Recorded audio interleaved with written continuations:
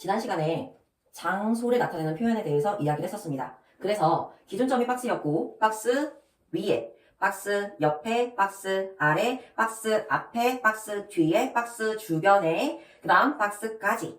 여기까지 학습을 했는데요. 자, 그러면 얘네들을 가지고 우리가 문장을 어떻게까지 만들 수 있는지 확인을 해볼게요. 자, 우리 앞에서 얘기했던 건 장소에 관련된 이야기를 했었습니다. 그러면 이 장소에 관련된 표현들을 넣어서 한번 문장을 만들어 볼게요. 자, 첫 번째 문장은 이걸 만들어 볼 거예요. 첫 번째 문장은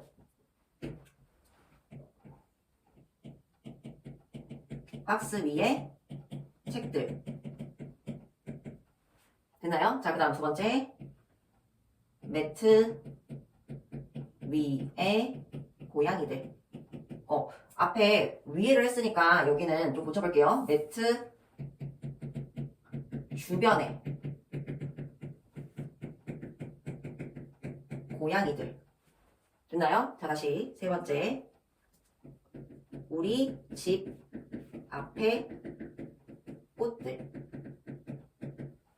됐나요? 자, 그 다음 네 번째. 공원 안에 나무들. 이렇게 만들어 봅시다. 네 가지. 자, 박스 위에 책들, 매트 주변의 고양이들, 우리 집 앞에 꽃들, 공원 안에 나무들. 이렇게 네 개를 만들어 볼 거예요. 자, 그러면 여러분이 분리를 시켜줘야 됩니다. 여기서 누가 주인공인지 분리를 시킬 거예요. 자, 그럼 보세요. 우리가 얘기하고 싶은 건 박스인가요? 책인가요? 당연히 책이겠죠. 책들. 자, 두 번째는 매트가 아니고 고양이들에 대해서 이야기를 하고 싶은 거예요. 세 번째, 우리 집 아니고요. 꽃들이 주인공이죠. 그 다음 공원, 나무. 어떤 게 주인공입니까? 당연히 나무들이죠. 됐나요? 자, 우리는 지금 선생님이 써놓은 저 말이 자연스러워요. 한국어 어수는 이렇습니다. 하지만 영어는 달라요. 자, 영어는 중요한 거 붙었습니다. 중요한 거. 이렇게 꾸며주는 말이 길어지면 길어질수록 중요한 핵심 정보부터 앞에다가 써놔주는 거예요. 자, 그러면 여기에 제일 중요한 건 빨간색 박스죠. 그러면 책들, books, 복수니까. 그 다음 고양이들, cat, 꽃들. 그러면 flowers 이렇게 되겠죠. 나무들. 그러면 trees 이렇게 될 거예요. 됐나요? 자, 그 다음 근데 얘네들 어디 있는데 박스 위에 있고 매트 주변에 있고 우리 집 앞에 있고 공원 안에 있어. 됐나요? 자, 그럼 다시. 자, 박스 위에 책들 넣어주면 됩니다. 자, 그러면 박스 위에 on the box. 매트 주변에 그러면 around the mat. 됐나요? 다시. 집 앞에, 우리 집 앞에. 그러면 in front of my house. 됐죠? 그 다음 공원 안에 나무들. 공원 안에 in the park. 됐습니까? 그러면 여러분 문장이 훨씬 길어졌죠. 자, 우리가 이야기할 수 있었던 게 처음엔 책, 고양이, 꽃, 나무 이 정도였는데 이제 어디에 있는 무엇까지 이야기를 할 수 있게 됐어요. 그러면 여러분 보세요. 자, 여기까지 문장을 만들었다면 그럼 완성된 문장을 만들어 보면 돼요.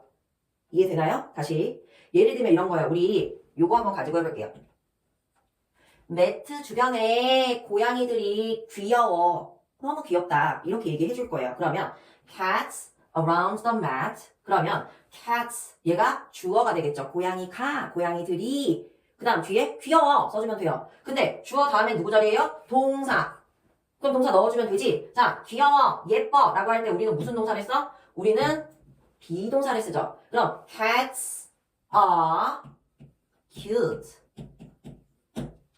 그럼 다시 cats around the mat are cute. 매트 주변에 있는 고양이가 너무 귀엽다 라고 할 때는 문장을 이렇게 써주면 된다는 거예요. 단순한가요? 단순하지 않죠. 하지만 생각해보면 어려운 문장이 아니에요. 왜? 어디 있는 무엇이 그래 라고 얘기해주는 단순한 문장이거든요. 자, 다시. 집 앞에 있는 꽃들이 아주 다채로워. 색깔이 많아. 우리 색깔이 많아. 다채로워. 이걸 어떻게? 색깔이 여러 개로 가득 차 있는 거지. 그러면 color. 자, 가득 찼어. full. colorful 이라고 써주면 됩니다. 자, 그럼 보세요. 여기도. 자, 집 앞에 꽃들이 화려하다. 다채롭다. 그러면 여기도 누구 써주면 돼? 자, 여기도 flowers in front of my house are colorful. 써주면 되죠. 됐나요? 자, 그럼 다시. 집 앞에 있는 꽃들이 너무 화려하고 다채로워. Flowers in front of my house are colorful. 이렇게 써주면 문장이 완성이 된다는 얘기입니다. 여러분, 자, 우리는 지금 앞에 명사를 늘릴 수 있는 방법에 대해서 이야기를 한 거라고 생각하지만 사실은 명사를 늘려서 구체적으로 쓸 수 있으면 뭐 할 수 있어요? 원하는 걸 정확하게 이야기를 할 수 있어요. 어떤 고양인데, 어떤 나무인데, 어떤 꽃들인데 얘기해주면 되겠죠. 됐나요? 자, 그 다음에 뭐까지 했어요? 걔네들이 어떤 상태야, 그렇다 라고 한 문장을 만들어줬습니다. 그리고 이게 영작을 하는 기본 방식이에요. 자, 명사는 어때요? 명사는 늘릴 수 있어요. 왜? 명사는 공주병, 왕자병 기질이 있어서 자기를 꾸며주는 애들을 옆에 많이 둡니다. 그래서 명사가 어려운 거예요. 그래서 명사가 길어지는 거고요. 근데 주인공 명사만 명확히 알고 있다고 하면 그 주인공 명사에 맞춰서, 그럼 걔가 주어가 되겠죠? 그 주어에 맞춰서 동사를 써주면 됩니다. 다른 것들은 필요 없어요. 주인공만 있으면 되죠. 그 주인공에 맞춰서 동사를 써주면 되는 거예요. 이해되셨나요? 자, 그래서 기본적인 문장. 매트 위에 고양이들 귀여워.